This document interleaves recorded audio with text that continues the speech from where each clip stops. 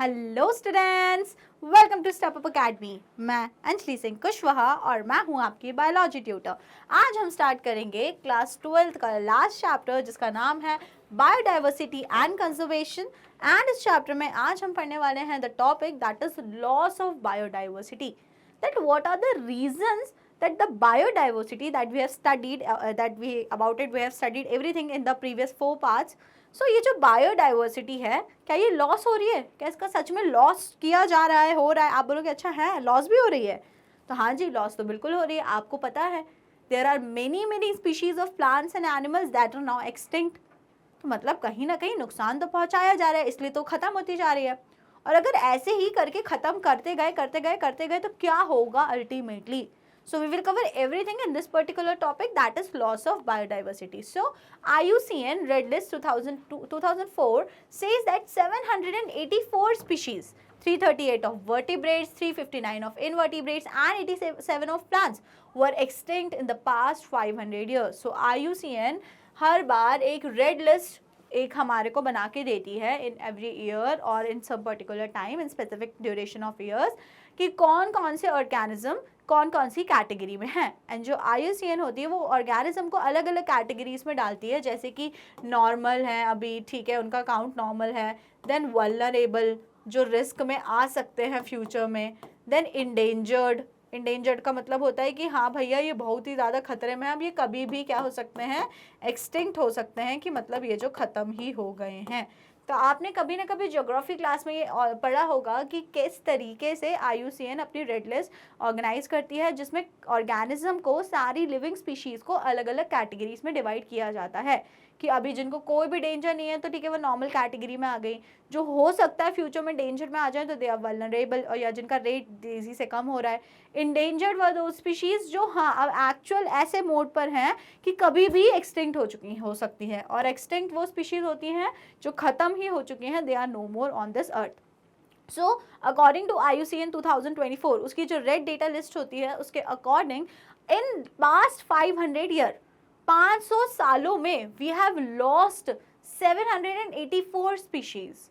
We have lost 784 species. It's huge अगर आप देखो तो, बिकॉज बहुत ज़्यादा होता है। पिछले 500 सालों में आपने 338 vertebrates of vertebrate species, 359 of invertebrates and 87 plant species are already extinct.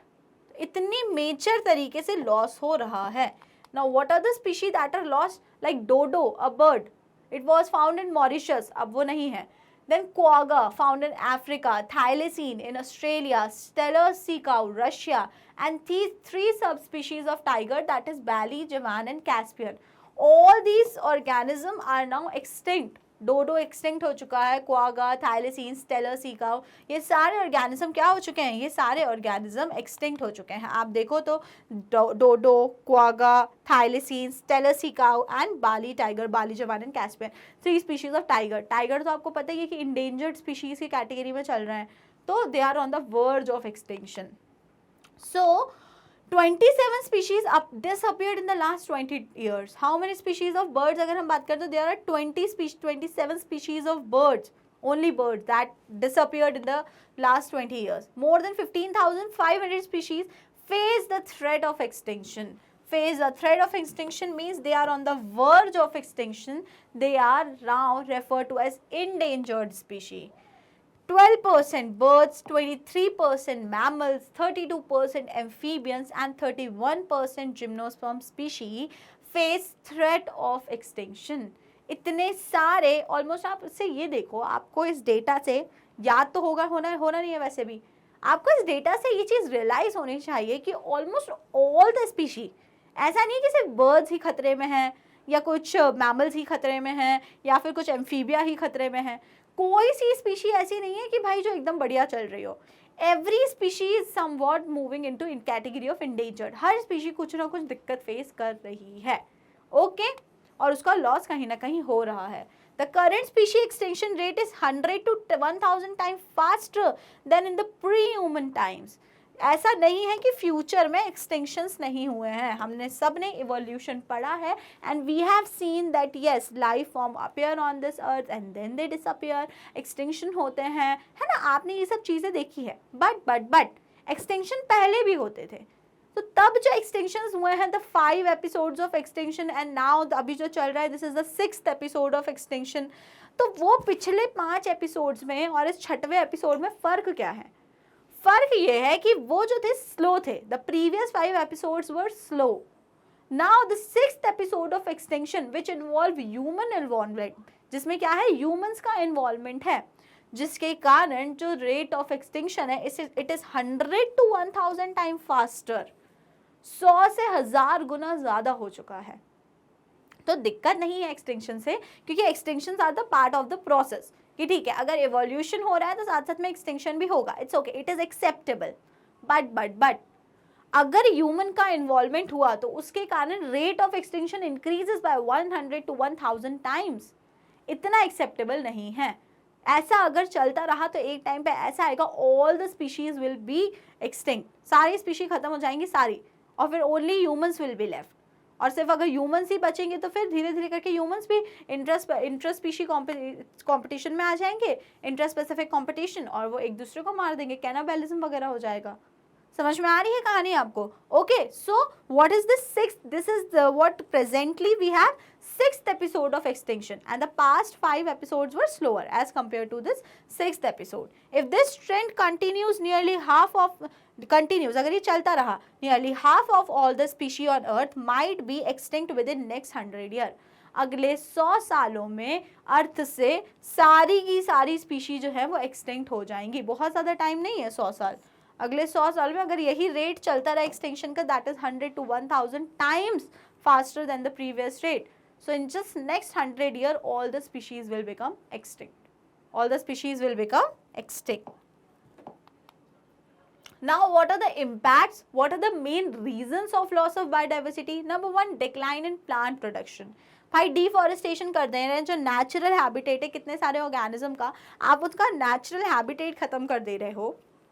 तो नेचुरल हैबिटेट खत्म होने के कारण किसी भी ऑर्गेनिज्म का मरना बहुत ऑब्वियस हो जाएगा. आपको घर से निकाल के रोड पे बिठा दूं मैं, रात को टेम्परेचर 4-5-6 डिग्री है, माइनस में चला गया, तो आपकी मौत ऐसी हो जाएगी. तो आपको अपने नेचुरल इन्वायरमेंट से निकाल कर किसी ऐसी सिचुएशन में डाल दे रहे हैं, आपके नेचुरल इन्वायरमेंट को ही खत्म कर दे रहे हैं, तो आपकी लाइफ रिस्क में आ ही जाएगी. So decline in plant production, plants का प्रोडक्शन कम हो रहा है, डिफॉरेस्टेशन हो रहा है. Environmental perturbation such as drought, there are, अब जब प्लांट्स खत्म हो रहे हैं तो water holding capacity of soil जा रही है, सो देयर आर ड्रॉट्स, सूखा पड़ रहा है, तो उससे के कारण कई सारे ऑर्गेनिज्म की डेथ हो रही है. Increased variability in ecosystem processes such as plant productivity, water use and pest and disease cycles. अब क्या है भाई, पहले जो चीज़ किसी भी इकोसिस्टम में जो आपने अभी जितनी भी चीज़ें देखी, जैसे कि productivity, water use, pest and disease cycle, all this is the part of the ecosystem. Ecosystem में ये चीज़ें चलती रहती हैं. There are producers, consumers, sunlight, water, everything is a part of the ecosystem. But nowadays the ecosystem becomes more variable, the changes are increased, और बार changes को हर कोई accept नहीं कर पाता है. Changes are difficult to accept. तो ये जो इंक्रीज्ड वेरिएबिलिटी है इकोसिस्टम में, इसके कारण कई सारे ऑर्गेनिज्म इस वेरिएबिलिटी में अडेप्ट नहीं कर पाते हैं खुद को, and thus they are not able to survive, and ultimately उनकी डेथ हो जाती है. आई सारी की सारी कहानी समझ? क्लियर? पक्का? ओके. सो बहुत ही शॉर्ट में मैंने आपको समझाया वाई, मतलब loss of biodiversity is happening and what are the main reasons. अब आगे के पार्ट्स में वीडियो में हम रीजन देखेंगे, रीजंस कि बायोडाइवर्सिटी का लॉस क्यों हो रहा है, एंड जब हमें रीजन समझ में आ जाएंगे अच्छे से, तो we will go with the conservation. अब लॉस हो रहा है तो होने ही थोड़ी ना देंगे यार, कंजर्व करेंगे.